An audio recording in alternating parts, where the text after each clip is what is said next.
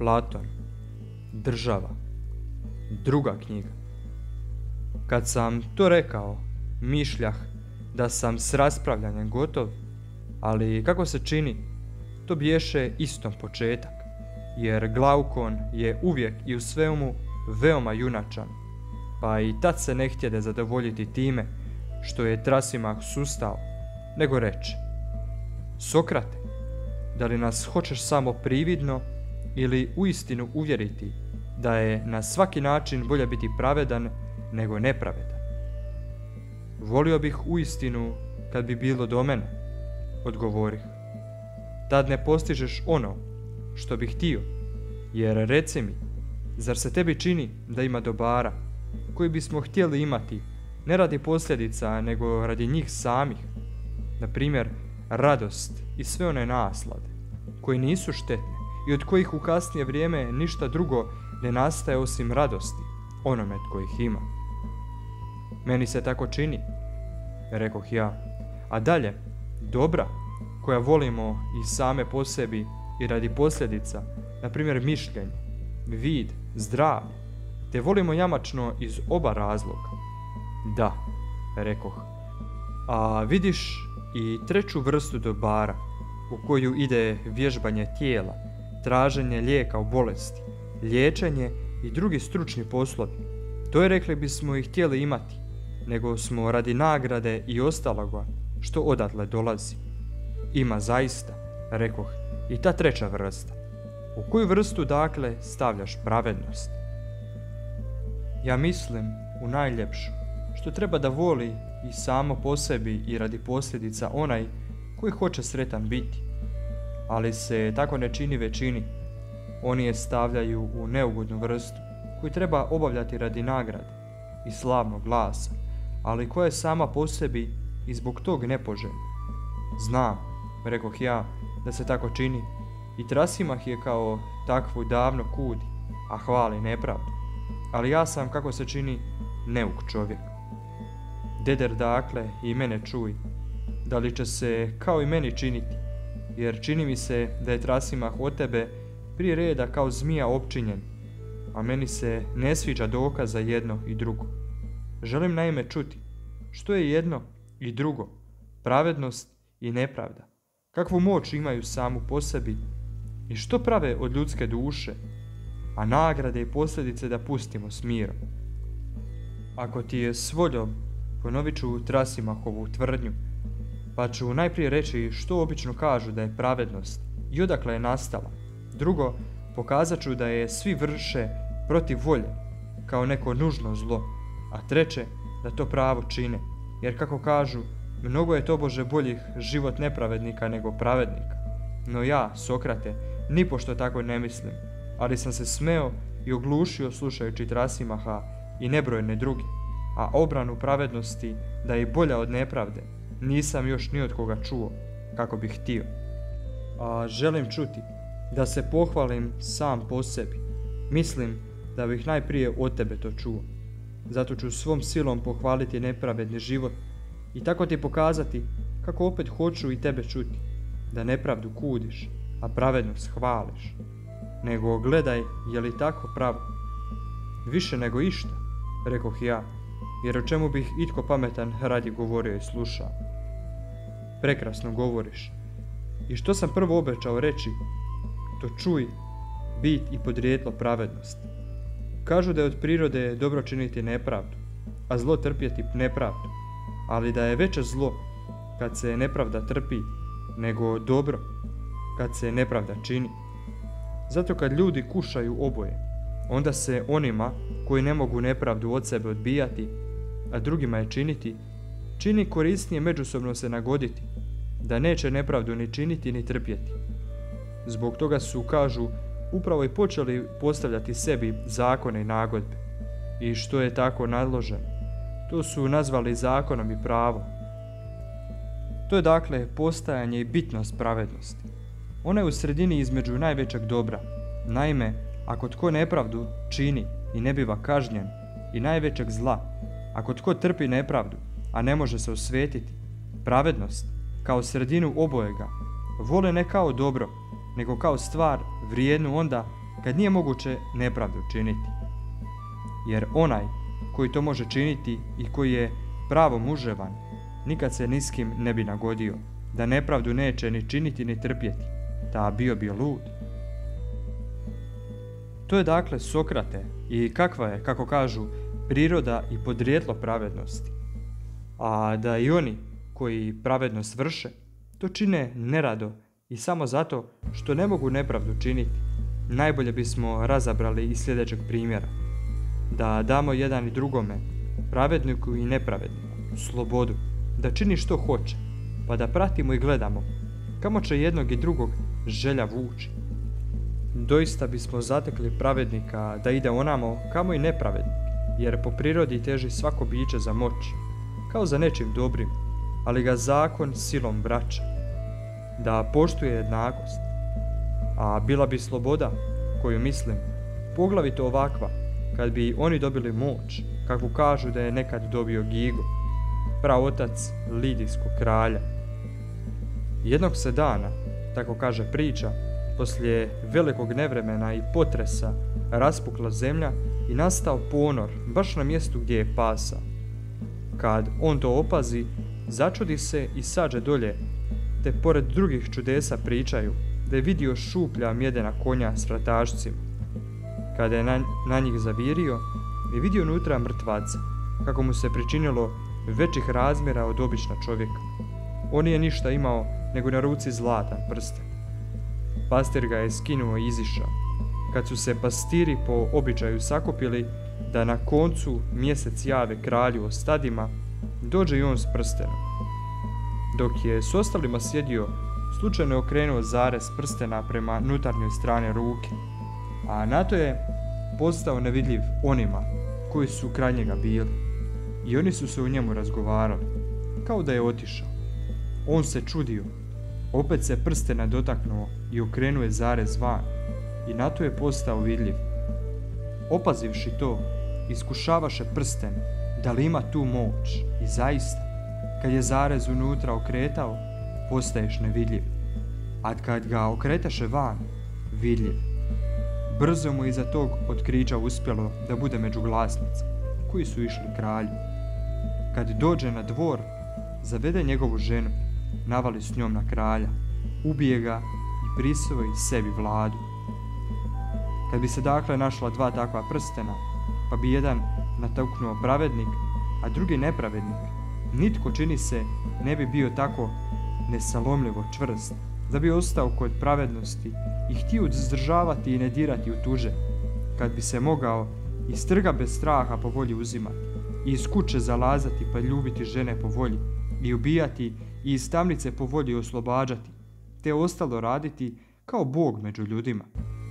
Tako ne bih ništa drugačije radio od nepravednika, pa bi oba dva išli istim putem. To bi svatko uzeo za velik dokaz da nitko nije svojevoljno nego po cijelu pravedan, budući da pravednost pojedincu nije dobro, jer svatko čini nepravdu gdje god misli da će je moći činiti. Zaista svaki čovjek neporecivo misli da pojedincu mnogo više koristi nepravda od pravednosti, jer ako tko kraj povoljne prilike ne bi nikad ništa htio učiniti krivo ni tuđe dirnuti, učinilo bi se onima koji bi to vidjeli najbjedniji i najluđi, ali bi ga pred svijetom hvalili i obmanjivali se međusobno, i strah da ne bi trpjeli nepravdu. Toliko o tome. Bi najbolje onda stvoriti ako usporedimo najvećeg pravednika i najvećeg nepravednika. Kakva je dakle usporedba? Ne uzimamo ništa ni pravedniku od nepravde, ni pravedniku od pravednosti, nego uzimamo da je jedan i drugi savršen za svoj posao. Ponajprije neka nepravednik sliči vrsnom obrtniku, kao što savršen kormilar ili liječnik raspoznaje o svojem umijeću nemoguće i moguće, te se jednog lača, a drugog ostavlja, a k tome je vrstan popraviti, ako već gdje pogriješi. Tako i za nepravednika potrebno da radi potajno, dok se prihvaća nepravednih dijela, ako hoćemo veoma nepravedan biti. A koji se daje hvatati, treba ga držati lošim, jer je krajnja nepravednost činit se pravednim, a ne biti. Treba dakle dati savršenu nepravedniku savršenu nepravednost. I ne smije mu se ništa oduzimati, nego treba dopustiti da pokraj najveće nepravde sebi pribavi najveći glas u pravednosti, da može popraviti, ako što pogriješi, da može govorom dovoljno vjeravati, ako koja nepravda dođe na vidjelo, i da ima moći gdje moći treba, bilo u obliku junaštva ili jakosti, bilo s pomoću prijatelja i imovine. Kad smo za toga tako rekli, recimo da pokraj njega stoji pravednik, čovjek jednostavan i plemenit, koji, kako veli Eshil, neće da se samo pričinja dobar, nego da bude takav. Pričinjanje dakle treba oduzeti, jer ako će se činiti pravednim, onda će kao takav imati čast i darova. Ne zna se dakle, bi li takav bio radi pravednosti ili radi darova i časti. Treba mu dakle sve skinuti osim pravednosti i treba ga staviti u protivni položaj nego nepravednika. Neka ne čini nikakve nepravde, ali neka bude na glasu kao najveći nepravednik, da dokaže pravednost time što ga se ne doima zao glas i njegove posljedice, nego neka živi postojano sve do smrti, neka se pričinja nepravedan za života, a pravedan neka bude, pa da tako za oba dva imademo krajnosti, jednog pravednosti, drugog u nepravednosti, te da se presudi koji od njih sretniji. Ali, mili Glaukone, rekoh ja, kako jako udešavaš jednog i drugog čovjeka za uspoređenje, kao kip, kako najviše mogu, a kad su takvi, nije više, kako ja mislim, nimalo teško opisati kakav život čeka jednog i drugog. Treba dakle to reći, pa ako i bude zvučilo surovije, nemoj misliti da ja govorim, Sokrate, nego oni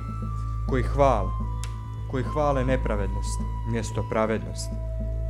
Oni će reći da će pravednika u takvim prilikama šibati, mučiti, okivati, oči mu ispaliti, a nakon svih muka na kolac nataknuti. Te će on spoznati da ne treba nastojati biti pravedan, nego se samo činiti pravednim, a da onu Eshilovu riječ bijaše mnogo ispravnije reći za nepravednika. Jer uistinu kaže se, nepravednik će da se pričinja nepravednima nego da bude, budući da u njemu postoji težnja prema istini i da ne živi za priviđanje. Brazdu uma, žanjući duboko, iz koje mu vrline misli niču.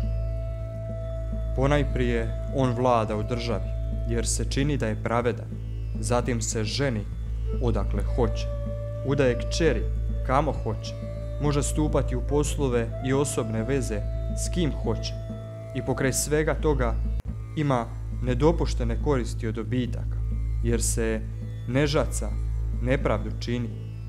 Ako ide u borbu pojedinačnu i javnu, jači je i ima više nego protivnici, a imajući više, bogat je i prijateljima koristi, neprijateljima škodi, bogovima žrtve prinosi i darove daruje dovoljno i sjajno, mnogo bolje nego pravednik štuje bogove i ljude, koje hoće, zato su mu vjerojatni bogovi skloniji nego pravednik. Tako kažu ljudi, Sokrate, da su i bogovi i ljudi pripravili bolji život nepravedniku nego pravedniku. Kad je Glaukon to rekao, naumio sam se bio nešto na to odgovoriti, ali njegov brat Adimant upade. Jamačno ne misliš, Sokrate, da je u stvari dovoljno rečeno? Nego što, rekoh, upravo ono nije rečeno, što je najviše trebalo da se kaže. Dakle, rekoh ja, kako kažu, brat pomozi bratu, zato i ti pomozi, ako je tvoj brat što izostavio. Premda mene može i to, što je on rekao, nadhrvati i učiniti nemoćnim, da pomognem pravednosti. I on reče, to nije ništa, nego čuj još i ovo. Treba naime da navedemo i protivno onome što je rečeno. Naime, što se govori i u pohvali pravednosti, a i pokudi nepravednosti, da bude jasnije ono što mi se čini da hoće Glaukon. Govore oci i opominju sinove kao i svi oni koji se za nekog staraju, da treba biti pravedan, ne hvaleći pritome upravo pravednost, nego njezin dobar glas, da bi onome koji bi bio na glasu kao pravedan, radi toga glasa pripale časti ženidbe i sve što je netom spomenuo Glaukon.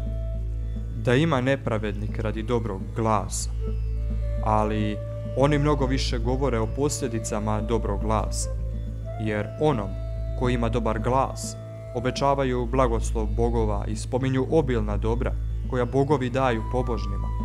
Kao što kaže plemeniti Hesiod i Homer, onaj veli da s voljom bogova pravednicima hrasto. Žirove nose na vrhu, a meda u svojoj sredini. Ovce svilorune njima, previjaju se sve pod vunom. A tako i mnoga druga dobra, jednaka tima, slično veli i drugi. Kao slava kralja nezazornog, bogobojažljiv, koji uzdiže pravdu, te zemlja nosi mu crna, pšenice, ječma mu nosi, a drveće puno je ploda. Vječna legu se stada, a iz mora dobiva ribe. Musej i njegov sin obećavaju pravednicima još krasnija dobra od bogova. Oni ih u svom pričanju odvedoše na onaj svijet, posadiše za stol, učiniše gozbu pobožnika, te pjevaju da oni sve ostalo vrijeme ovjenčani u gošćenju provode, uvjereni da je najljepša plaća za krepost vječna pijanost. Drugi spominju još opširnije nagrade od bogova. Tko je pobožan i drži prisegu, iza njega ostaju unuci i potomci. Tako eto i slično hvale pravednost. A bezbožnike i nepravednike zakapaju nekakav glib na onom svijetu i sile ih, da u rešetu vodu nose, a još ih za života na zao glas daju, pa ne mogu za nepravednike spominjati drugo nego one kazne koje Glaukon nabrojio za pravednike, koji se pričinjaju nepravedni. To je dakle pohvala i kuđenje za jednog i drugog. Osim toga, razmotri Sokrate i drugi sud o pravednosti i nepravednosti, kako govore obični ljudi i pjesnici. Jer svi u jedan glas govore da je trijeznost i pravednost lijepa, ali teška i mučna, a da je razuzdanost i nepravednost ugodna i laka, a samo je radi glasa i zakona sramot. Većinom kažu da je nepravednost korisnija od pravednosti i opake bogataše i druge mogućnike lako i rado nazivaju javno i pojedince sretnima i časte ih, a one koji su slabi i siromašni njih ne časte i preziru ih, premda priznaju da su bolji od onih drugih, a od toga svega najčudovatije se govori o bogovima i kreposti. Naime, da je bogovi mnogih vrlina ljudima nesreće i bjedan život dadoš, a protivnima protivan udes. Prosjaci i vraći odbijaju pragove i bogataša i uvjerenja, da po žrtvama i bajanju dobivaju od bogova moć, da im sred zabava i svetkovina pribave oproštenje, ako je tko učinio kakvu nepravdu, sam ili njegovi preci, i da će se malo troška, ako hoće kojeg neprijatelja uvaliti u nesreću, jednako navoditi i pravednu i nepravednu, jer oni, kako kažu, znaju zazivanjem i opčinjavanjem nagovoriti bogove, da im učine po volji. Za sve te tvrdnje navode pjesnike za svjedoke. Jedinu daju primjer kako je zlo lako, jer nevaljalštine možeš na pregršt lako uzeti. Gladak je do nje put, a stanuje veoma blizu, ali pred kreposti znoj položiše besmrtnost bozi. I nekakav dug i strm put, drugi navode Homera za svjedoka, da ljudi mogu bogove pridobiti, jer i on reče, u molitvi bozi su sami, i njih ljudi okrenuti gledaju kadom i vinom. Gledaju molbama tihim, ljevaonicom i žrtvom palnom. Mole se kad je pristupio tko, zgriješio štogod.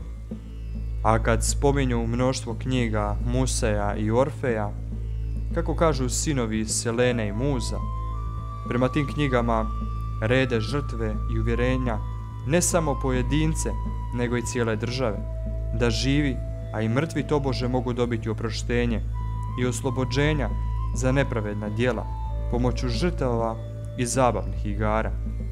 Oni kažu da nas takozvani teletaji oslobađaju od zla na onom svijetu, a one koji nas prinose žrtve čekaju tamo strahote.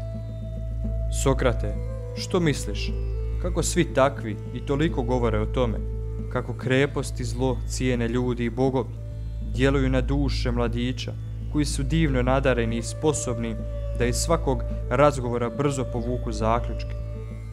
Kakav svatko treba da bude i kojim putem da udari, da život što najbolje provede. Mladeć bi govorio vjerojatno sam sebi s pindarom. Da li pravedno na zid visok ili krivom varkom, zar da se popnem i tako zaštićen da proživim. Da sa nagrade, što se spominju, kažu da mi ništa ne koriste, ako budem pravedan, a ne budem bio ujedno i na glasu kao takav, nego mi to donesi očevidnu muku i štetu. A za nepravednika kažu da će imati bogovski život, samo ako sebi zna pribaviti glas pravednosti. Kad već dakle pričin, kako kažu mudraci, i u istinu nadvlađuje i srećom gospodari, treba se uopće za njime okrenuti. Pred svoja vrata i oko sebe treba nacrtati utvaru kreposti, ali premudroga Arhiloha, liju lukavu i šarenu treba za sobom vući. Ali veli se, nije uvijek lako skrivati svoju zloću. Naravno, ni druga ni jedna velika stvar nije laka. Reći ćemo, ali ipak, ako hoćemo sretni biti, treba ići za tragovima naših govora. Radi očuvanja tajnosti sastavit ćemo zavjere i stranke. Ići ćemo učiteljima govora, koji uče mudro govoriti u skupštini i na sudu, te ćemo tada što rječitošću, što silom postizavati, da ne budemo kažnjeni zbog zlodjela, ali da prema bogovima ne pomažemo ni tajnost ni sila. Ako ih nema ili ako im za ljude nije briga, nipošto ne treba da nam budu stalo za to. Ako jesu i ako se za ljude staraju, onda se za njih niti znamo, niti smo čuli, gdje drugdje nego u pričama i kod pjesnika koji su im stvorili rod. A ti sami pjesnici kažu da se bogovi mogu nagovoriti i pridobiti žrtvama, tihim molitvama i darovima. Pjesnicima treba vjerovati ili oboje ili nijedno. Ako im dakle treba vjerovati, onda treba nepravdu činiti i prinositi žrtve od onog što se nepravedno steče. Jer ako ćemo biti pravedni, onda će nas bogovi kazniti, ali se lišavamo od dobitaka koje daju nepravdu. Ako ćemo biti nepravedni, imat ćemo dobitke. Molit ćemo bogove radi prestupaka i nagovarati ih da se smiluju na naše grijehe, te ćemo proći bez kazne. Ali da, na onom ćemo svijetu kažnjeni biti za grijehe, ili mi sami, ili potomci, nego najdraži reći će nam razuman čovjek da se očasti. Pomoći će nam teletaji i bozi spasitelj, kako nam kazuju običaji najvećih država i sinovi bogova, koji kao pjesnici i vraći Božji govore da je tako. Pa kako ćemo još više voljeti pravednost nego najveću nepravednost? Jer ako sebi pribavimo nepravednost s patvorenom spoljašnjošću, onda ćemo povoljno prolaziti i kod bogova i kod ljudi u životu i nakon smrti, kako kažu mnogi ljudi i najuglednije osobe. O svemu dakle što je rečeno, Sokrate, kako je moguće da bi još tko god htio cijeniti pravednost? Kako se ne bi onaj koji je moćan duhom, imovinom, tijelom ili rodom smijao slušajući da je hvale? Zaista, ako tko može naš prikaz lažni pokazati, te ako je dovoljno spoznao da je najbolja pravednost jamačno puna oprašta i ne srdi se na nepravednike, jer zna da nijedan čovjek nije svojevoljno pravedan, nego da nepravdu poradi kukavičluka, starosti ili koje druge slabosti kudi, kad je ne može činiti, osim ako tko poradi svoje osjećajne prirode osuđuje nepravdu ili se od nje uzdržava pored znanja. A očito je da je tako. jer koji takav čovjek prvi dođe do moći, prvi čini nepravdu koliko može. A tome svemu ništa drugo nije uzrok nego odakle je potekao sav taj govor, i moj i moga brata. Od svih vas, divotniče, koji volite da hvalite pravednost, počevši od starih junaka, kojima su se govori sačuvali, pa do naših suvremenjaka, nijedan nikad nije pokudio nepravdu, ni pohvalio pravednost samo zbog sebe, nego samo poradi glasa, časti i darova koji odatle dolaze. Ali jedno i drugo samo po svojoj bitnosti, dok se nahodi u duši onog koji ih ima i dok ostaje tajno i bogovima i ljudima, ikad nije ni jedan pjesnik ni pisac dovoljno opisao. Naime, da je nepravednost najveće zlo, što ga duša u sebi ima, a pravednost najveće dobro, jer da svi od početka tako govorite i da nas odmala uvjeravate, da bismo pazili jedan na drugog, da ne učine nepravdu, nego bi svatko pazio sam na se i čuvao se od nepravde kao od najvećeg zla. To bi Sokrate, a možda još više od toga, mogao Trasimah i gdje kod koji drugi reći o pravednosti i nepravednosti. I kako se meni čini, na glavce izvraćati njihovu bitnost, ali ja, da ne treba mi ništa pred tobom skrivati, govorim naširoko, kako najvećima mogu, želeći od tebe protivno čuti. Zato nam ne govori i ne pokaži samo da je pravednost bolja od nepravde, nego što čini jedna i druga sama po sebi onom koji je ima, zbog čega je dakle jedan zlo, a drugo dobro. Ono što se pričinja kod toga pusti, kako je Glaukon zahtijevao. Jer ako kod jedne i druge nećeš oduzeti istinit glas koji uživa, a dodat ćeš lažni, reći ćemo da ne hvališ pravednost, nego priviđenje, da ne kudiš nepravednost, nego samo priviđanje, da preporučuješ potajno nepravednost i potvrđuješ Trasimahu, da je pravednost tuđe dobro, naime korist jače, a da nepravednost sebi koristi i pomaže, a slabijemu škodi. Zato, kad si već priznao da pravednost ide među najveća dobra, koje je vrijedno imati ne samo radi posljedica, već mnogo više sama po sebi, kao vid, sluh, pamet, pa i zdravlje i sva druga dobra, koja su prava dobra sama po sebi, a ne po mnjenju. Pohvali dakle kod nepravednosti upravo to i kod pravednosti, da ona sama po sebi koristi onome koje ima, a nepravednost škodi, nagrade i glas, pusti neka drugi hvale. Jer ja bih ostalima dao da zbog toga hvale pravednost i kude nepravednost, dakle da slave i grde glas i nagrade koje oni pribavljaju, ali tebi ne bih dao, osim ako ne bih ti zahtijevao. Cijeli svoj život nisi ni o čem drugom razmatrao nego o tome. Zato nam ne govori i ne pokaži samo to da je pravednost bolja od nepravde, nego i to kakav je učinak jedne i druge samih po sebi na onog koji ih ima, bilo to bogovima i ljudima poznato ili ne bilo. Zbog čega je dakle jedna dobro, a druga zlo.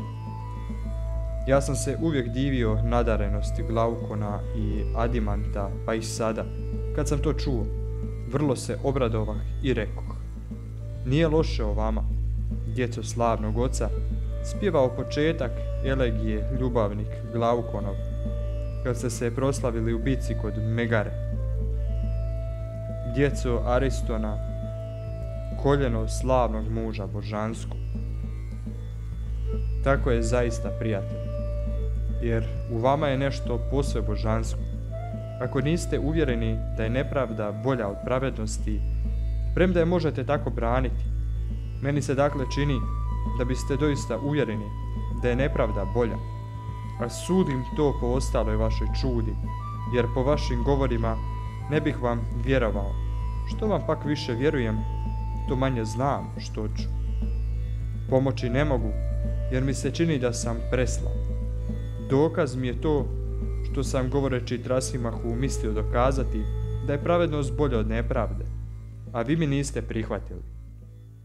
A opet, ne mogu drugčije nego da pomognem pravednosti, jer se bojim da možda nije bezbožno pri optuživanju pravednosti sustati i ne braniti, dok je dišemo i dok možemo govoriti. Zato je najbolje da ju pomažemo kako mogu. Glaukon i ostali moljahu da na svaki način pomognemo i ne napustimo istraživanje, nego da razmotrimo bit jednog i drugog i kako zapravo donose korist. Rekoh dakle što sam naumio. Pitanje na koje se dajemo nije neznatno, nego za oštro oko, kako se meni čini. Kad već dakle nemamo oštre oči, naumio sam istraživanje o tome tako udesiti, kao da tko kratkovidnima naloži pročitati malena pisma izdaleka. Lako se tada dakle domisliti da se ta ista pisma nalaze i negdje drugdje već i na većem prostoru, pa da možemo pročitati najprije ona pisma te onda ogledati manja jesu li ista. Svakako, reče Adimant, ali što ima posla Sokrate, istraživanje o pravednosti s time? Ja ću ti reći. Velimo da postoji pravednost jednog čovjeka, ali postoji jamačno i pravednost čitave države. Svakako. Što ne, država je veća od čovjeka. Jest, veća je. Možda bi dakle u većemu veću pravednost bilo je lakše upoznati. Ako dakle hoćete, istražimo najprije što je ona u državama. Zatim je tako ogledajmo i u svakom pojedinom čovjeku, tražeći sličnost većeg oblika pravednosti u obliku manjeg. Meni se čini da ispravno govoriš. Kad bismo u misli ugledali kako nastaje država, zar bismo onda vidjeli i njezinu pravednost i nepravednost kako nastaju? Možda. Što ne? Kad to izvršimo, ima nade da ćemo lakše vidjeti što tražimo. Mnogo lakše. Mislite dakle da to treba pokušati? Mislim. Nije to malen posao. Zato promislite. Promislili smo, reče Adimant. Nego hajde na stvar. Prema mom mišljenju, nastaje dakle država. Zato što svaki od nas nije sam sebi dosta, nego mu mnogo treba i potrebni smo mu drugi. Ali što drugo misliš da je početak osnivanja države? Ništa drugo. Tako dakle uzima jedan drugoga da nam pomogne ovo i ono. I budući da nam mnogo treba, skupimo mnoge dionike i pomoćnike na jednom mjestu i tome zajedničkom prebivalištu nadjenemo ime država. Zar ne? Svakako. Dakle, jedan drugome daje, ako hoće da daje, ili ako hoće prima iz uvjerenja da mu je tako bolje. Tako je. Deder dakle, da u misli stvaramo državu od početka, stvorit će je kako se čini naša potreba. Kako ne? Ali prva je najveća potreba priskrbljivanje hrane, da možemo opstojati i živjeti. Svakako. Druga je stan, treća odjeća i slično. Tako je. Deder dakle, kako će država priskrbiti sve to? Što ne tako da jedan obrađuje zemlju, drugi gradi kuće, treći tka odjeću, ili ćemo tu dodati i cipelara ili kojeg drugoga, koji se brine za potrebe tjelesne? Da, svakako. A bila bi i za najnužniju potrebu država od 4 ili 5 ljudi. Čini se. Što dakle onda? Zar treba da svaki pojedini od njih svoj posao radi za sve? Na primjer, da ratar sam pripravlja hranu žitvorici i da četverostruko vrijeme i muku troši za pripravu hrane i da dijeli to s drugima? Ili treba da druge odnemari, da samo sebi pravi četvrtinu te hrane u četvrtini vremena, 3/4 vremena da provodi praveći što kuće, što odjeću, što obuću. Dakle, da se ne muči za druge i ne brine za njih, nego da radi sve poslove sam za sebe. I reče Adimant, ali Sokrate, možda je ono prvo lakše nego ovo. Naravno, to ne bi bilo ni malo čudno, jer dok si god govorio, domislio sam se da se ponajprije ne rađa svatko posve jednak svakome, nego različitan po nadarenosti, da je dakle jedan za ovaj posao sposoban, a drugi za onaj. Ili se tebi ne čini? Da. Što dalje? Bi li jedan bolje obavljao mnogo umijeća ili samo jedno? Kad bi ih obavljao jedno, očito je da posao propada ako se propusti pravo vrijeme. Očito je. Jer, mislim, posao neće da čeka dok poslenik ima vremena, nego treba da poslenik ide za poslom i to stalno. Treba. Tako svega više nastaje, sve je ljepše i lakše, kad jedan radi jedno prema svojoj sposobnosti i u pravo vrijeme bez brige za ostale poslove. Svakako. Dakle, treba, Adimante, više nego 4 državljanina za pripravu onog o čemu govora smo. Jer ratar, kako se čini, neće sam sebi praviti plug. Ako plug ima dobar, ni budak, ni ostalo oruđe ratarsko. Neće ni graditelj svoje alate, a treba i njemu mnogo, tako isti tkalac i cipelar. Istina. Dakle će tesari, kovači i mnogi drugi obrtnici, kao sudionici i u našoj državi, učiniti nju veliku. Tako je. Ali još ne bih osobita bila velika, ako bismo njima dodali govedare, ovčare i ostale pastire, budući da ratari moraju imati volove za oranje, graditelji i ratari tegleče blago za dovoženje, a tkalci i cipelari kožu i vunu. Ne bi ni malena bila država koja bi sve to imala. Ali, rekoh ja, gotovo nije moguće osnovati državu u takvu kraju, gdje neće trebati uvoziti. Nije moguće. Trebaće dakle ona još i druge ljude, koji će iz drugih država dovoziti što joj nedostaje. Da, ako posrednik pođe praznoruk, ne donoseći nikakve potrebe stvarima onima od kojih podmiruju svoju potrebu i s kojima želi zamijeniti robu, praznoruk će se i vratiti, zar ne? Čini mi se. Treba dakle kod kuće praviti ne samo za sebe dosta, nego i ono što treba i koliko treba država iz koje se uvozi. Treba. Dakle, nama treba više ratara i ostalih obrtnika u državi. Da, više. Pa i ostalih ljudi posrednika koji će sve to uvoziti i izvoziti, a to su trgovci, zar ne? Da. Dakle će nam trebati i trgovci. Svakako. Ako se trgovina vodi po moru, treba će još i mnogo drugih vještaka u pomorstvu. Zaista mnogo. A kako i državi samoj? Kako će se međusobno dijeliti? Što svaki bude izrađivao? Da upravo zato i skupi smo ljude, te osnova smo državu. Očito prodavanjem i kupovanjem. Odatle će nam dakle nestati trg i novac, kao sredstvo za olakšanje prometa. Svakako.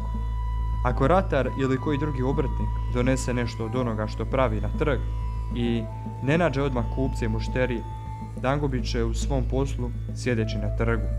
Nipošto, odgovori Adiman, nego ima ljudi koji to vide i sami preuzimaju tu službu. U dobro uređenim državama redovito oni koji su tjelesno najslabiji i nesposobni za koji drugi rad, jer njihova je posao da ostaju na trgu i da kupuju robu i proizvođača i da je prodavaju za novce onima koji trebaju nešto kupiti.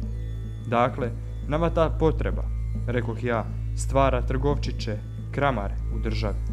Ili ne zovemo trgovčićima one koji na trgu sjede i posjeduju pri kupnji i prodaji, a trgovcima one koji putuju po državama. Dakako.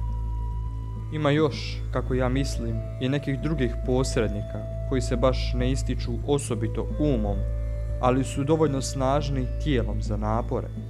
Oni dale prodaju svoju snagu. Plaću zato zovu nadnicom i zovu se, kako ja mislim, nadničari. Zar ne? Svakako. Dakle, kako se čini, i nadničari spadaju potpune države. Čini mi se. Zar nam je, Adimante, država već tako porasla, da je potpuna?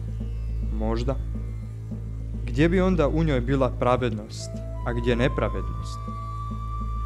I kada bi i gdje nastale u onome što smo razmotrili? Ja, Sokrate, ne vidim, ako ne na potrebi koja te ljude okuplja na okup. Možda pravo kažeš, rekoh ja, treba ogledati i ne popustiti. Ponajprije, dakle, razmotrimo kako će živjeti ljudi u takvim prilikama. Što ne, praveći hranu, vino, odjeću i obuću i sagradivši stanove, ljeti će većinom raditi lako odjeveni i bosi, a zimi dobro odjeveni i obuveni. Za hranu će pripravljati od ječma ječmeno, od pšenice pšenično brašno. Jedno će skuhati, drugo će umjesiti. Kašu će sjajnu i kruh postavljati na kakvu trstiku ili čisto lišće. Leći će na slamnjaču od tisova i mirotova lišća. Gostit će se sa svojom djecom, pripijat će vina, ovjenčat će se i slavit će bogove u veselu društvu. Djece neće imati više nego prema imovini i čuvat će se siromaštva i rata. A Glaukon prekida. Kako se čini tima ljudima spravljaš gozbu bez prismoka? Pravo kažeš, rekoh ja, zaboravih da će i prismoka imati. Očito će imati soli, ulja i sira, spravljat će luk i povrće, te kakva će variva imati na vrtu. Ponudit ćemo im i slatkiša, smokava, graška i graha, mirtu i žir će se uz oganj peći. Umjereno uz to pripijajući. Tako će mirno i u zdravlju život provoditi, stari umirati i sličan život potomcima ostavljati. A on reče, Sokrate, da osnivaš državu za svinje, čime bi ih drugim nego time krmio? Nego kako treba Glaukone?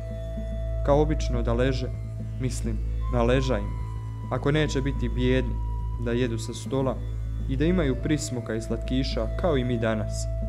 Neka razumijem, rekoh ja, kako se vidi, ne razmatramo samo to, kako postaje uopće država, nego kako postaje i izobilna država. Možda nije ni to zlo, jer ogledajući i takvu državu, možda bismo još opazili kako u državama nastaje pravednost i nepravednost.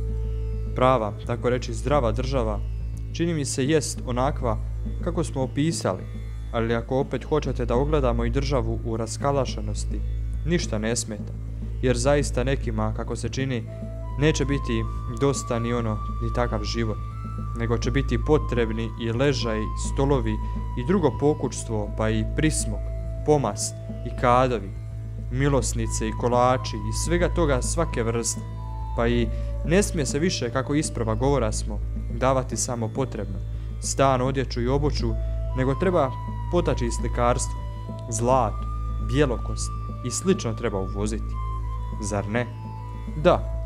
Dakle, opet treba državu povećati. Jer ova zdrava više ne dotječe, nego je treba ispuniti mnoštvo, koje nije više u državama radi najvažnije potrebe, nego svi lovci i oponašaoci, koji oponašaju pomoću likova i boja, a mnogi i govorom, naime pjesnici i njihovi pomoćnici, rapsodi, glumci, plesači, kazališni i poduzetnici, umjetnici i obrtnici, napose ženski nakit, pa i poslužnika ćemo više trebati. Ili misliš da neće trebati odgajatelja, dadilja, služavka, češljarica, brijača, pa slastičara i kuhara, a treba će nam još i svinjara, jer toga nam prvobitnoj državi ne bijaše, ta nije bilo potrebno, ali u toj će državi i to trebati, a treba će i veoma mnogo drugog stada, ako se želi gostiti. Zar ne? Ta kako ne? Dakle ćemo kraj takva života i liječnika trebati mnogo više nego prije. Mnogo više. I zemlja, koja je tada dovoljna bila da hrani sve odašnje ljude, neće sada biti dovoljna nego malena, ili kako veliš. Tako.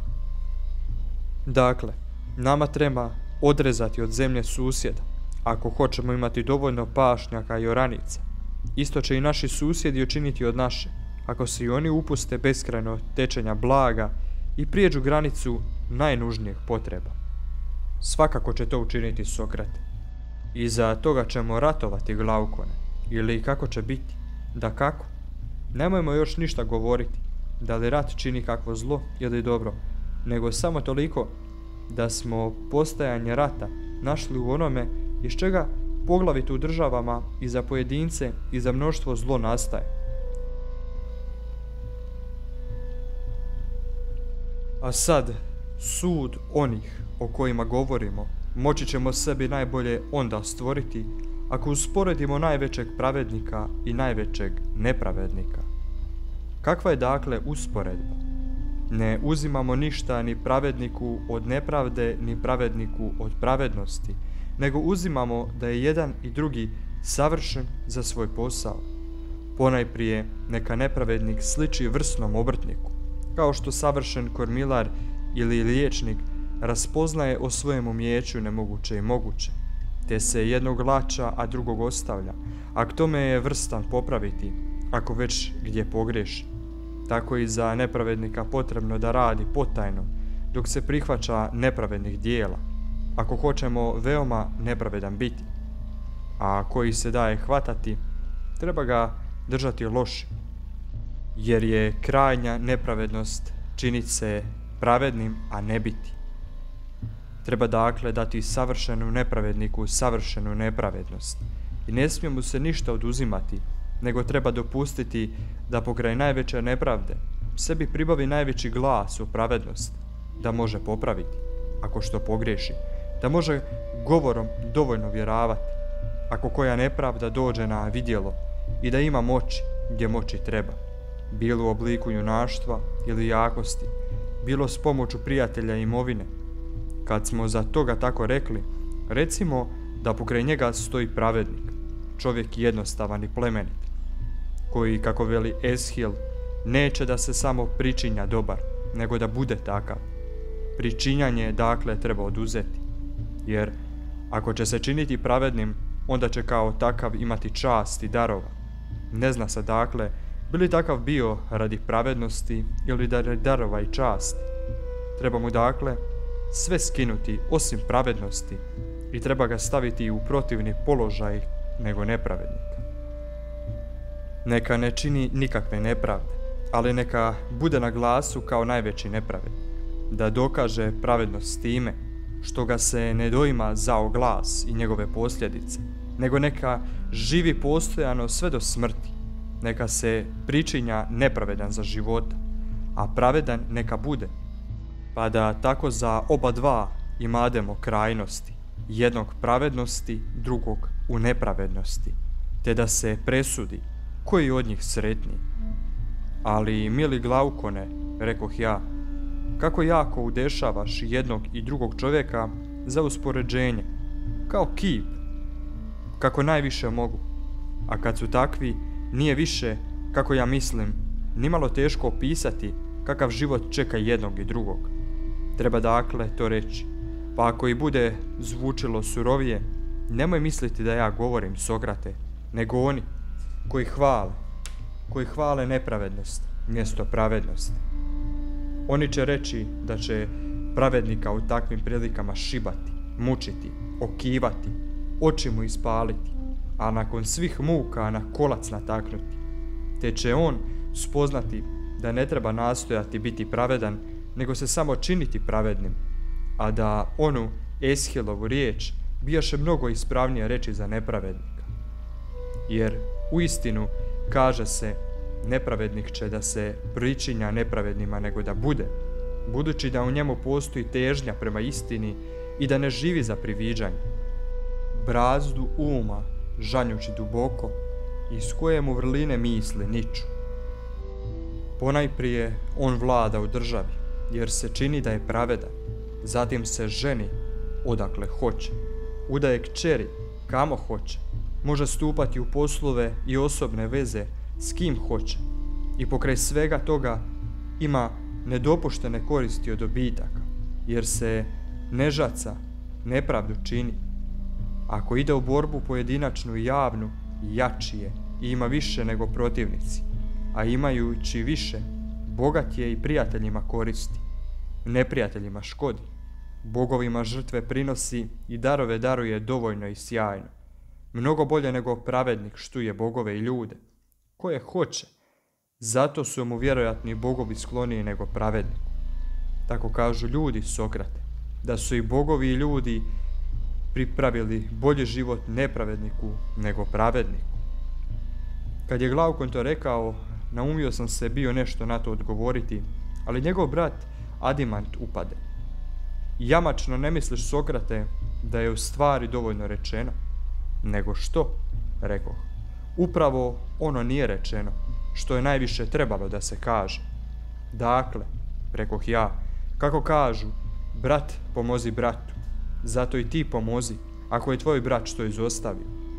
Premda mene može i to, što je on rekao, nadhrvati i učiniti nemoćnim, da pomognem pravednosti. I on reče, to nije ništa, nego čuj još i ovo. Treba naime da navedemo i protivno onome što je rečeno. Naime, što se govori i u pohvali pravednosti, a i pokudi nepravednosti, da bude jasnije ono što mi se čini da hoće Glaukon. Govore oci i opominju sinove kao i svi oni koji se za nekog staraju, da treba biti pravedan, ne hvaleći pritome upravo pravednost, nego njezin dobar glas, da bi onome koji bi bio na glasu kao pravedan, radi toga glasa pripale časti ženidbe i sve što je netom spomenuo Glaukon. Da ima nepravednik radi dobrog glasa, ali oni mnogo više govore o posljedicama dobrog glasa, jer onom koji ima dobar glas obećavaju blagoslov bogova i spominju obilna dobra koja bogovi daju pobožnima. Kao što kaže plemeniti Hesiod i Homer, onaj veli da s voljom bogova pravednicima hrastovi. Žirove nose na vrhu, a meda u svojoj sredini. Ovce svilorune njima, previjaju se sve pod vunom. A tako i mnoga druga dobra, jednaka tima, slično veli i drugi.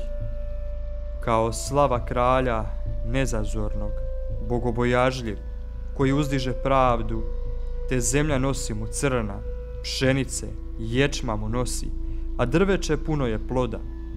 Vječna legu se stada, a iz mora dobiva ribe. Musej i njegov sin obećavaju pravednicima još krasnija dobra od bogova. Oni ih u svom pričanju odvedoše na onaj svijet, posadiše za stol, učiniše gozbu pobožnika, te pjevaju da oni sve ostalo vrijeme ovjenčani u gošćenju provode, uvjereni da je najljepša plaća za krepost vječna pijanost. Drugi spominju još opširnije nagrade od bogova. Tko je pobožan i drži prisegu, iza njega ostaju unuci i potomci. Tako eto i slično hvale pravednost. A bezbožnike i nepravednike zakapaju nekakav glib na onom svijetu i sile ih, da u rešetu u vodu nose, a još ih za života na zao glas daju, pa ne mogu za nepravednike spominjati drugo nego one kazne koje Glaukon nabrojio za pravednike, koji se pričinjaju nepravedni. To je dakle pohvala i kuđenje za jednog i drugog. Osim toga, razmotri Sokrate i drugi sud o pravednosti i nepravednosti, kako govore obični ljudi i pjesnici. Jer svi u jedan glas govore da je trijeznost i pravednost lijepa, ali teška i mučna, a da je razuzdanost i nepravednost ugodna i laka, a samo je radi glasa i zakona sramotna. Većinom kažu da je nepravednost korisnija od pravednosti i opake bogataše i druge mogućnike lako i rado nazivaju javno i pojedince sretnima i časte ih, a one koji su slabi i siromašni njih ne časte i preziru ih, premda priznaju da su bolji od onih drugih, a od toga svega najčudomatije se govori o bogovima i kreposti. Naime, da je bogovi mnogih vrlina ljudima nesreće i bjedan život dadoš, a protivnima protivan udes. Prosjaci i vraći odbijaju pragove i bogataša i uvjerenja, da po žrtvama i bajanju dobivaju od bogova moć, da im sred zabava i svetkovina pribave oproštenje, ako je tko učinio kakvu nepravdu, sam ili njegovi preci, i da će se malo troška, ako hoće kojeg neprijatelja uvaliti u nesreću, jednako nauditi i pravednu i nepravednu, jer oni, kako kažu, znaju zazivanjem i opčinjavanjem nagovoriti bogove, da im učine po volji. Za sve te tvrdnje navode pjesnike za svjedoke. Jedinu daju primjer kako je zlo lako, jer nevaljalštine možeš na pregršt lako uzeti. Gladak je do nje put, a stanuje veoma blizu, ali pred kreposti znoj položiše besmrtnost bozi. i nekakav dug i strm put. Drugi navode Homera za svjedoka, da ljudi mogu bogove pridobiti, jer i on reče: u molitvi bozi su sami, i njih ljudi okrenuti gledaju kadom i vinom. Gledaju molbama tihim, ljevaonicom i žrtvom palnom. Mole se kad je pristupio tko, zgriješio štogod. A kad spominju mnoštvo knjiga Museja i Orfeja, kako kažu sinovi Selene i Muza, prema tim knjigama rede žrtve i uvjerenja ne samo pojedince, nego i cijele države, da živi, a i mrtvi tobože mogu dobiti oproštenje i oslobođenja za nepravedna djela pomoću žrtava i zabavnih igara. Oni kažu da nas takozvani teletaji oslobađaju od zla na onom svijetu, a one koji nas prinose žrtve čekaju tamo strahote. Sokrate, što misliš? Kako svi takvi i toliko govore o tome, kako krepost i zlo cijene ljudi i bogovi, djeluju na duše mladića, koji su divno nadareni i sposobni da iz svakog razgovora brzo povuku zaključke. Kakav svatko treba da bude i kojim putem da udari, da život što najbolje provede. Mladeć bi govorio vjerojatno sam sebi s pindarom, da li pravedno na zid visok ili krivom varkom, zar da se popnem i tako zaštićen da proživim. Da sa nagrade, što se spominju, kažu da mi ništa ne koriste, ako budem pravedan, a ne budem bio ujedno i na glasu kao takav, nego mi to donesi očevidnu muku i štetu. A za nepravednika kažu da će imati bogovski život, samo ako sebi zna pribaviti glas pravednosti. Kad već dakle pričin, kako kažu mudraci, i uistinu nadvlađuje i srećom gospodari, treba se uopće za njime okrenuti, pred svoja vrata i oko sebe treba nacrtati utvaru kreposti, ali premudroga Arhiloha, liju lukavu i šarenu treba za sobom vući. Ali veli se, nije uvijek lako skrivati svoju zloću. Naravno, ni druga ni jedna velika stvar nije laka. Reći ćemo, ali ipak, ako hoćemo sretni biti, treba ići za tragovima naših govora. Radi očuvanja tajnosti sastavit ćemo zavjere i stranke. Ići ćemo učiteljima govora, koji uče mudro govoriti u skupštini i na sudu, te ćemo tada što rječitošću, što silom postizavati, da ne budemo kažnjeni zbog zlodjela, ali da prema bogovima ne pomažemo ni tajnost ni sila.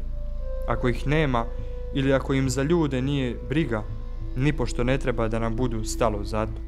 Ako jesu i ako se za ljude staraju, onda se za njih niti znamo, niti smo čuli, gdje drugdje nego u pričama i kod pjesnika koji su im stvorili rod.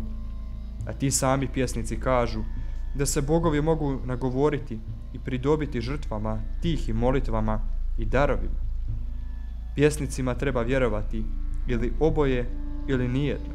Ako im dakle treba vjerovati, onda treba nepravdu činiti i prinositi žrtve od onog što se nepravedno steče. Jer ako ćemo biti pravedni, onda će nas bogovi kazniti, ali se lišavamo dobitaka koje daju nepravda. Ako ćemo biti nepravedni, imat ćemo dobitke. Molit ćemo bogove radi prestupaka i nagovarati ih da se smiluju na naše grijehe, te ćemo proći bez kazne. Ali da, na onom ćemo svijetu kažnjeni biti za grijehe, ili mi sami, ili potomci, nego najdraži reći će nam razuman čovjek da se očasti. Pomoći će nam teletaji i bozi spasitelji, kako nam kazuju običaji najvećih država i sinovi bogova, koji kao pjesnici i vraći Božji govore da je tako. Pa kako ćemo još više voljeti pravednost nego najveću nepravednost?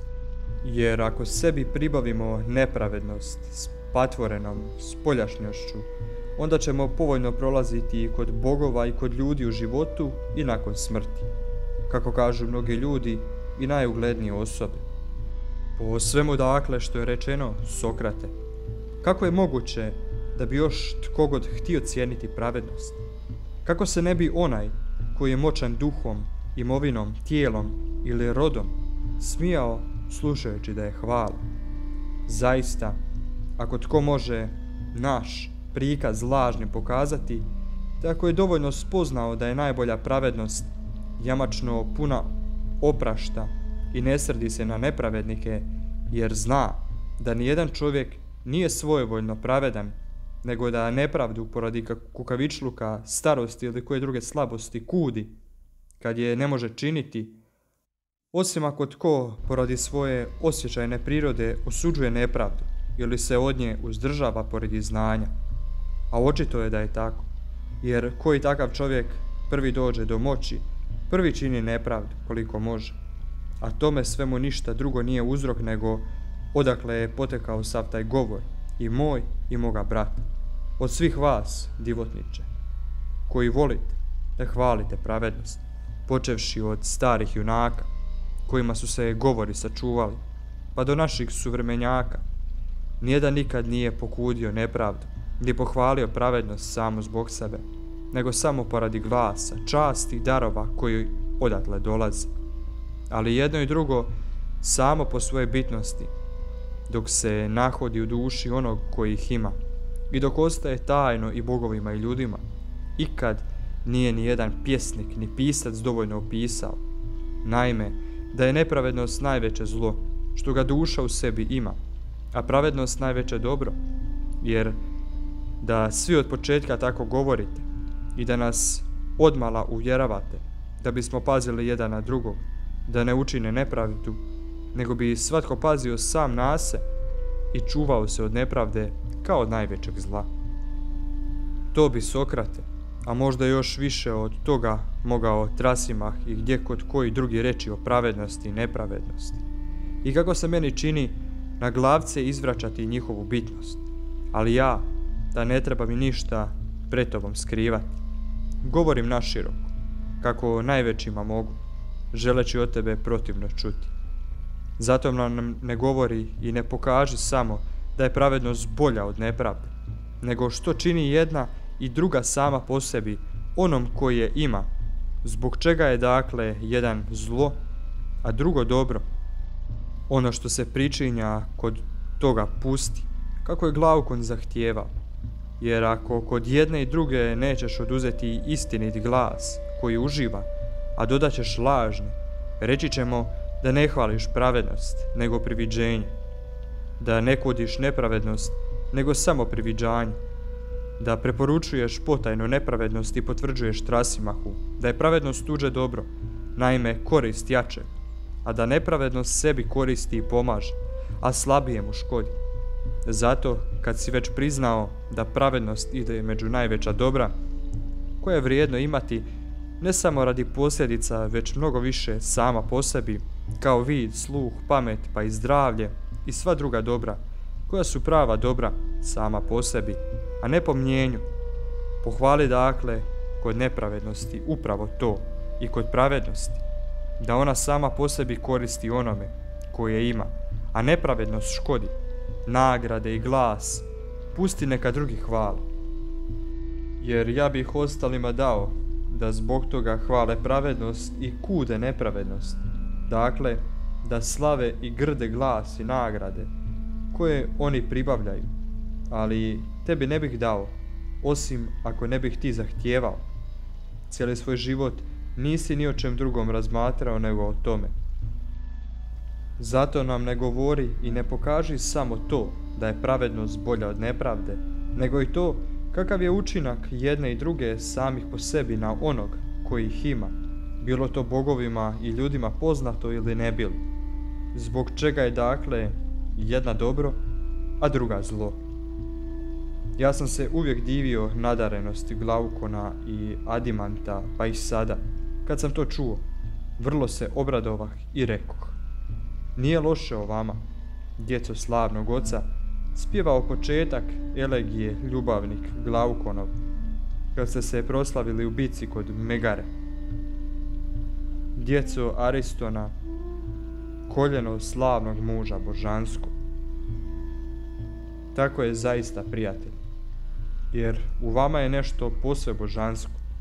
Ako niste uvjereni da je nepravda bolja od pravednosti, premda je možete tako braniti, meni se dakle čini da biste doista uvjereni da je nepravda bolja, a sudim to po ostaloj vašoj čudi, jer po vašim govorima ne bih vam vjerovao. Što vam pak više vjerujem, to manje znam što ću. Pomoći ne mogu, jer mi se čini da sam preslab. Dokaz mi je to što sam govoreći Trasimahu mislio dokazati da je pravednost bolja od nepravde, a vi mi niste prihvatili. A opet, ne mogu drugčije nego da pomognem pravednosti, jer se bojim da možda nije bezbožno pri optuživanju pravednosti sustati i ne braniti, dok je dišemo i dok možemo govoriti. Zato je najbolje da ju pomažemo kako mogu. Glaukon i ostali moljahu da na svaki način pomognemo i ne napustimo istraživanje, nego da razmotrimo bit jednog i drugog i kako zapravo donose korist. Rekoh dakle što sam naumio. Pitanje na koje se dajemo nije neznatno, nego za oštro oko, kako se meni čini. Kad već dakle nemamo oštre oči, naumio sam istraživanje o tome tako udesiti, kao da tko kratkovidnima naloži pročitati malena pisma izdaleka. Lako se je tada dakle domisliti da se ta ista pisma nalaze i negdje drugdje već i na većem prostoru, pa da možemo pročitati najprije ona pisma, te onda ogledati manja jesu li ista. Svakako, reče Adimant, ali što ima posla Sokrate, istraživanje o pravednosti s time? Ja ću ti reći. Velimo da postoji pravednost jednog čovjeka, ali postoji jamačno i pravednost čitave države. Svakako. Što ne, država je veća od čovjeka. Jest, veća je. Možda bi dakle u većemu veću pravednost bilo je lakše upoznati. Ako dakle hoćete, istražimo najprije što je ona u državama. Zatim je tako ogledajmo i u svakom pojedinom čovjeku, tražeći sličnost većeg oblika pravednosti u obliku manjeg. Meni se čini da ispravno govoriš. Kad bismo u misli ugledali kako nastaje država, zar bismo onda vidjeli njezinu pravednost i nepravednost kako nastaju? Možda. Što ne?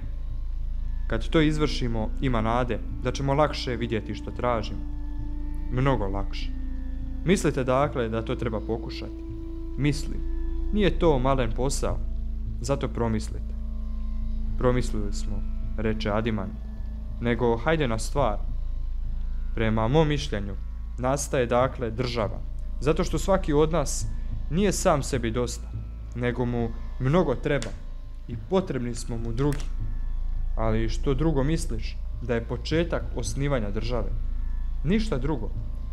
Tako dakle uzima jedan drugoga da nam pomogne ovo i ono. I budući da nam mnogo treba, skupimo mnoge dionike i pomoćnike na jednom mjestu i tome zajedničkom prebivalištu nadjenemo ime država. Zar ne? Svakako. Dakle, jedan drugome daje, ako hoće da daje, ili ako hoće prima iz uvjerenja da mu je tako bolje. Tako je.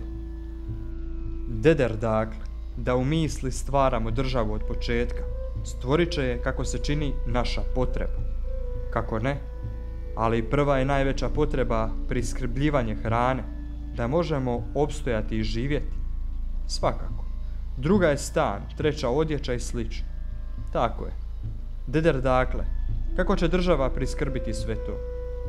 Što ne tako da jedan obrađuje zemlju, drugi gradi kuće, treći tka odjeću, ili ćemo tu dodati i cipelara ili kojeg drugoga, koji se brine za potrebe tjelesne? Da, svakako. A bila bi i za najnužniju potrebu država od 4 ili 5 ljudi. Čini se. Što dakle onda? Zar treba da svaki pojedini od njih svoj posao radi za sve?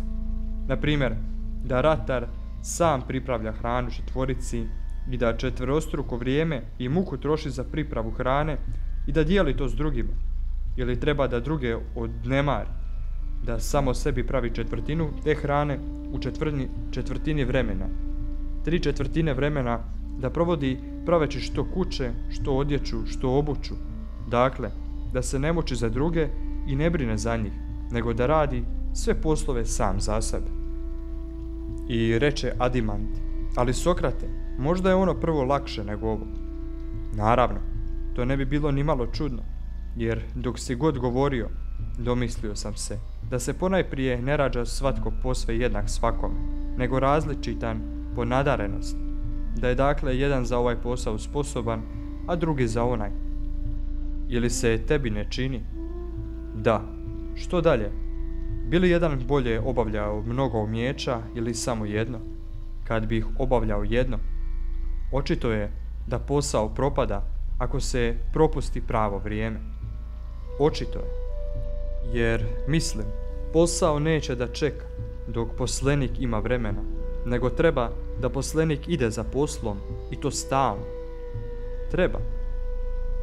Tako svega više nastaje, sve je ljepše i lakše, kad jedan radi jedno prema svojoj sposobnosti i u pravo vrijeme bez brige za ostale poslove. Svakako. Dakle, treba, Adimante, više nego 4 državljanina za pripravu onog o čemu govora smo. Jer ratar, kako se čini, neće sam sebi praviti plug. Ako plug ima dobar, ni budak, ni ostalo oruđe ratarsko. Neće ni graditelj svoje alate, a treba i njemu mnogo, tako isti tkalac i cipelar. Istina. Dakle će tesari, kovači i mnogi drugi obrtnici, kao sudionici i u našoj državi, učiniti nju veliko. Tako je. Ali još ne bih osobita bila velika, ako bismo njima dodali govedare, ovčare i ostale pastire, budući da ratari moraju imati volove za oranje, graditelji i ratari tegleče blago za dovoženje, a tkalci i cipelari kožu i vunu. Ne bi ni malena bila država koja bi sve to imala. Ali, rekoh ja, gotovo nije moguće osnovati državu u takvu kraju, gdje neće trebati uvoziti. Nije moguće. Treba će dakle ona još i druge ljude, koji će iz drugih država dovoziti što joj nedostaje.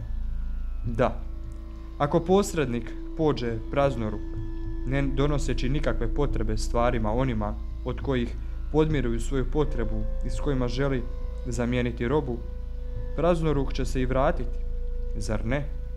Čini mi se.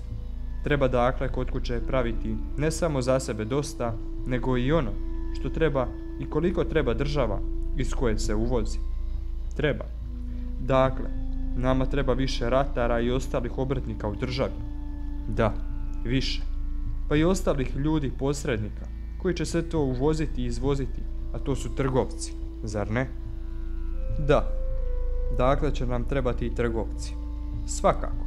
Ako se trgovina vodi po moru, treba će još i mnogo drugih vještaka u pomorstvu. Zaista mnogo. A kako i državi samoj? Kako će se međusobno dijeliti? Što svaki bude izrađivao? Da upravo zato i skupi smo ljude, te osnova smo državu. Očito prodavanjem i kupovanjem. Odatle će nam dakle nestati trg i novac, kao sredstvo za olakšanje prometa. Svakako. Ako ratar ili koji drugi obrtnik donese nešto od onoga što pravi na trg i ne nađe odmah kupce i mušterije, dangubit će u svom poslu sjedeći na trgu. Nipošto, odgovori Adiman, nego ima ljudi koji to vide i sami preuzimaju tu službu.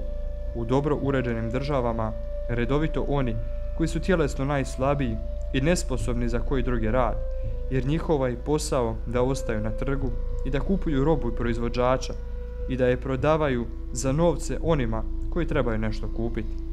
Dakle, nama ta potreba, rekoh ja, stvara trgovčiće, kramare u državi. Ili ne zovemo trgovčićima one koji na trgu sjede i posjeduju pri kupnji i prodaji, a trgovcima one koji putuju po državama. Da kako?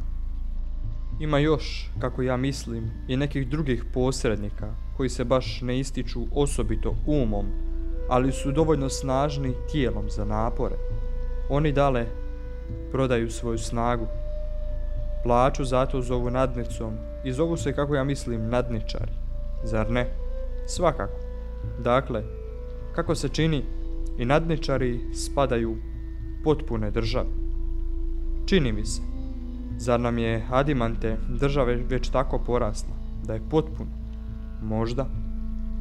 gdje bi onda u njoj bila pravednost, a gdje nepravednost? I kada bi i gdje nastale u onome što smo razmotrili? Ja, Sokrate, ne vidim, ako ne na potrebi koja te ljude okuplja na okup. Možda pravo kažeš, rekoh ja, treba ogledati i ne popustiti. Ponajprije, dakle, razmotrimo kako će živjeti ljudi u takvim prilikama. Što ne, praveći hranu, vino, odjeću i obuću i sagradivši stanove, ljeti će većinom raditi lako odjeveni i bosi, a zimi dobro odjeveni i obuveni. Za hranu će pripravljati od ječma ječmeno, od pšenice pšenično brašno. Jedno će skuhati, drugo će umjesiti. Kašu će sjajnu i kruh postavljati na kakvu trstiku ili čisto lišće. Leći će na slamnjaču od tisova i mirotova lišća. Gostit će se sa svojom djecom, pripijat će vina, ovjenčat će se i slavit će bogove u veselu društvu.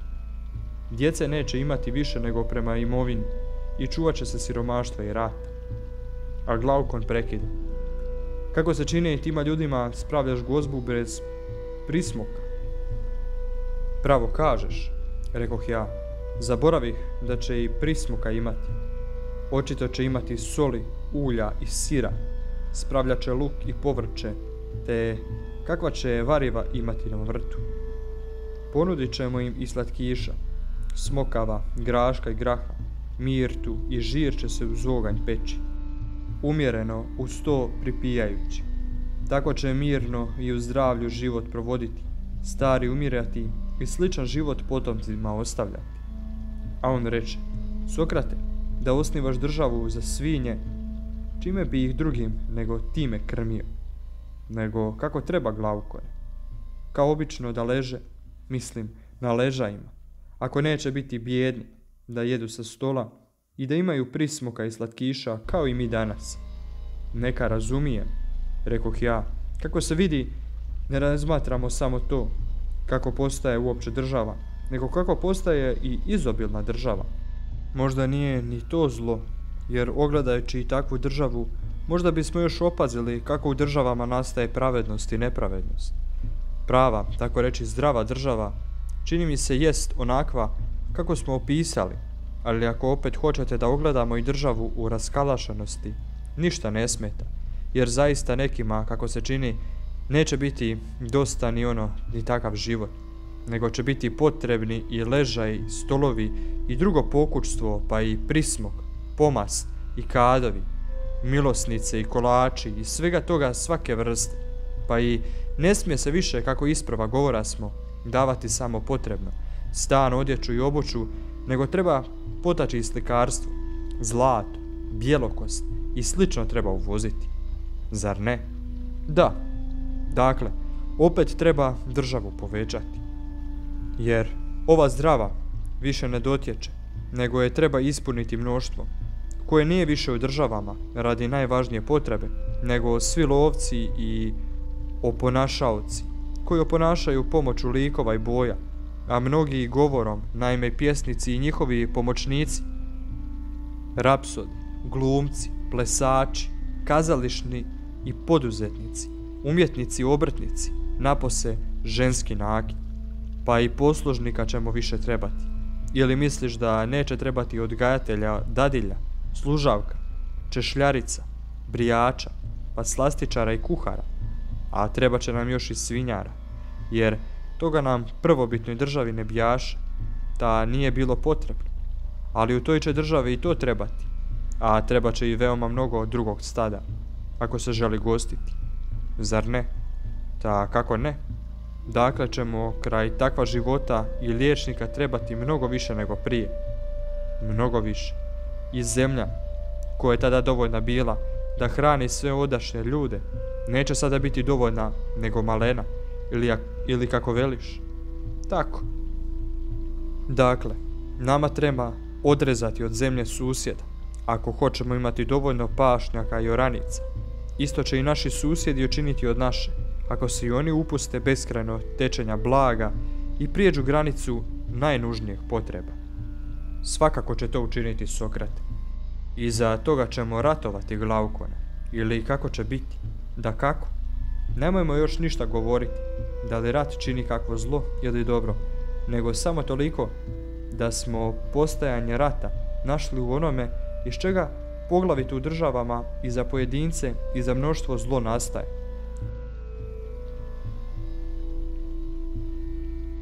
Dakle, treba, prijatelju, još povećati državu, ne za malo, nego za cijelu vojsku, koja će izići i boriti se s neprijateljima za imovinu i za ono o čemu upravo sada govorasmo. A što, zar mi građani nisu dosta? Nisu, rekoh ja, ako su se dobro sporazumjeli. Ti i mi svi, kad smo državu osnivali, složili smo se, ako se sjećaš, da je jedan ne može dobro obavljati mnogo umijeća. Istinu veliš. Zar se ne čini da se ratovanje osniva na umijeću? Itekako. Zar onda treba već mamariti za umijeće cipelarsko nego za ratno? Nipošto. Cipelaru dakle ne da smo da bude ujedno ratar i tkalac i graditelj, nego cipelar. Kako bi onda dobro obavljao svoj posao? Tako isto i svakom pojedinom od ostalih jedan posao dava smo, za koji bijaše nadaren. Njega imao lijepo raditi, prost od ostalih posala. Za život se time baveći i ne propuštajući zato pravi čas. A nije li veoma važno da se ratni poslovi dobro obave? Ili je to tako lako da će svatko, kao i ratar i kao cipelar i kojemu god drugom umijeću, biti ujedno dobar ratnik, dok nijedan ne bi postao dovoljno vrstan piljkanju i kockanju, ako se odmah time ne bi bavio svojski nego uzgrudno. Kad on uzme štit ili koje drugo ratno oružje i oruđe, zar će odmah biti vrstan borac u borbi teškog oružanika ili u kojoj drugoj ratnoj borbi? Ako se uzme kakvo drugo oruđe u ruke, ne postaje se samim tim obrtnik ni borac, te neće on koristiti onome koji svoj posao ne nauči i dovoljno ne uvježba. Ta inače bi oruđa mnogo vrijedilo. Što ne, rekoh ja.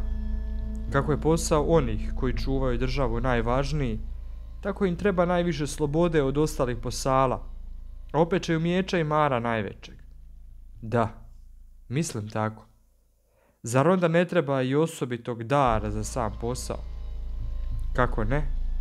Naš bi dakle posao bio, ako bismo samo to mogli izabrati, koji kakav je dar prikladan za čuvanje države, bio bi zaista, rekoh ja. Nismo se neznatne stvari latili, ipak hrabro naprijed, koliko samo sile dopuštaju. Dakako, samo naprijed.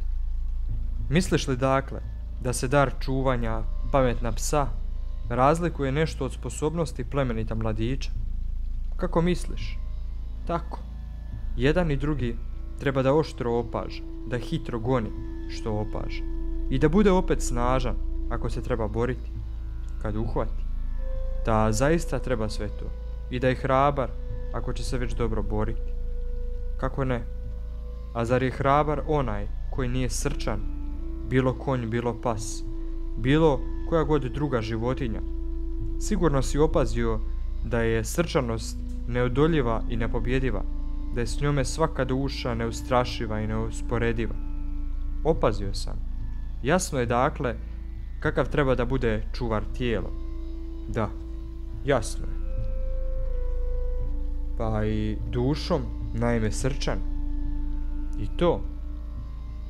Kad onda, Glaukone, rekoh ja, neće čuvati, tako nadareni, biti na ratnoj nozi međusobno i zlostavljati ostale građane? Tako ti Zeusa ne lako, ali ipak treba da su prema svojim pitomim, a ne neprijatelji ljuti, inače neće čekati ne neprijatelje da ih unište, nego će se prije sami međusobno uništavati. Istina. Što ćemo dakle učiniti? Gdje ćemo naći čuvara u isti mah blage i srčane čudi? Jer blaga je čud protivna srčane. Čini se. A ipak, ako koje od ovog dvojeg nedostaje, zaista nećemo imati dobrog čuvara. Kako se to ono oboje zajedno čini nemoguće, izlazi da dobar čuvar nije moguć. Čini se. A ipak, ako koje od tog dvojeg nedostaje, zaista nećemo imati dobrog čuvara. Ako se to oboje zajedno čini nemoguće, izlazi da dobar čuvar nije moguć. Čini se. A ja, našavši se u neprilici, promislivši pređašnje, rekoh, pravo smo prijatelju u neprilici. Jer smo se ostavili slike koju smo sebi postavili. Kako misliš? Nismo opazili da ima stvorova koji imaju ta dva protivna svojstva u što smo sumnjali. Gdje dakle? Može se vidjeti i u drugih životinja, a osobito u onih koji uspoređivamo s čuvarom. Jer znaš za plemenite pse, da im je od prirode takva čud, te su veoma pitomi prema onima na koje su navikli i koje poznaju, a prema nepoznatima da su obrnuti. Znam zaista. To je dakle moguće, rekoh ja, i nije protiv prirode ako je čuvar takav. Čini se da nije. Zar ti se ne čini da budući da čuvar treba biti osim srčanosti i modroljubiv od prirode? Kako to? Ne razumijem što reče. I to što ćeš u pasa opaziti, čemu se treba baš čuditi kod te životinje. Što to? Koga vidi nepoznata, ljuti se, a nije od njega prije ništa zlo pretrpio. A koga vidi poznata, pozdravlja ga, iako nikad nije od njega ništa dobro primio, ili se još nije tome čudio. Nisam do sad na to opazio, ali je očito da tako radi. Zaista je to krasno, svojstvo njegove čudi i donekle mudroljubivo. Kako to? Što prijateljsko lice ni po čemu drugom ne razlikuje od neprijateljskog, nego po duhovnom gledištu, nije li sklonost prema spoznavanju u tome što znanjem i neznanjem razlikujemo poznato od nepoznato? Svakako. A ipak, rekoh ja, sklonost prema spoznavanju i mudroljubivosti, filozofija, isto. Da, isto. Slobodno dakle da rečemo i za čovjeka da mu treba biti od prirode mudroljubiv i pun ljubavi sa obrazovanjem, ako će biti blag prema svojim i poznatima. Recimo tako. Dakle će nam biti od prirode mudroljubiv, srčan, brz i snažan, onaj koji ima biti valjan čuvar države. Svakako. Ako bi dakle takav bio, a kako će nam se onda ti čuvari hraniti i odgajati? Hoće li nam nešto koristiti opis njihova odgoja pri razmatranju našeg zadatka? Naime, kako u državi nastaje pravednost i nepravednost, ako kod toga nećemo govoriti premalo ni previše. I reče brat Glaukonov, ja svakako očekujem da će nam to razmatranje biti korisno. Zaista, mili Adimante, ne smijemo dakle to razmatranje propustiti, pa bilo i poduže. Da ne smijemo. Dedar dakle, kao priči pričajući i u dokolici, odgajamo u mašti ljudi. Tako i treba. Kakav je dakle odgoj? Ili je teško naći bolje od onog koji se je razvio vremenom, a jest za tijelo vježbanje, a za dušu glazbu? Da jest. Zar nećemo dakle prije početi odgajati u glazbi nego u vježbanju tijela? Kako ne? Učvršćuješ li u glazbu priče ili ne učvršćuješ? Da. Priče su dvovrsne, jedne istinite, a druge izmišljene. Da. Odgajati treba u obojima, ali prije u izmišljenima. Ne razumijem, reče, što govoriš. Ne razumiješ? Da djeci najprije govorimo bajke. To je općenito rečeno, izmišljeno, ali ima u tom istine. A služimo se kod djece prije pričama nego vježbanjem tijela. Tako je. Tako mišljah kad rekoh da se treba prije latiti u odgoj glazbe nego tjelesno vježbanje. Pravo je. Znaš dakle da je u svakom poslu glavno početak, osobito za sve mlado i nježno, jer tad se najviše stvara i utiskuje lik, kojim se hoće dati. Svakako.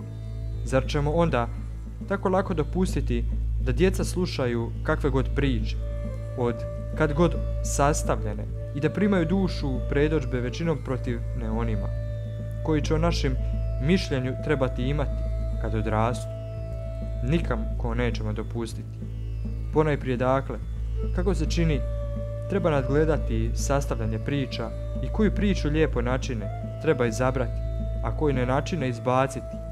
Odgojiteljice i majke ćemo nagovarati da djeci govore odobrene priče i da mnogo više oblikuju pričama njihove duše nego rukama njihova tijela, a većinu priča koje sad pričaju treba izbaciti.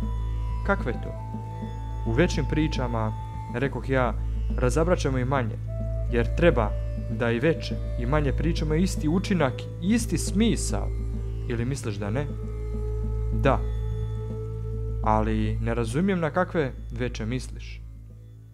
Kad nam govorahu Hesod, Homer i ostali pjesnici, jer oni služe ljudima izmišljene priče, te ih govorahu prije, a i sada.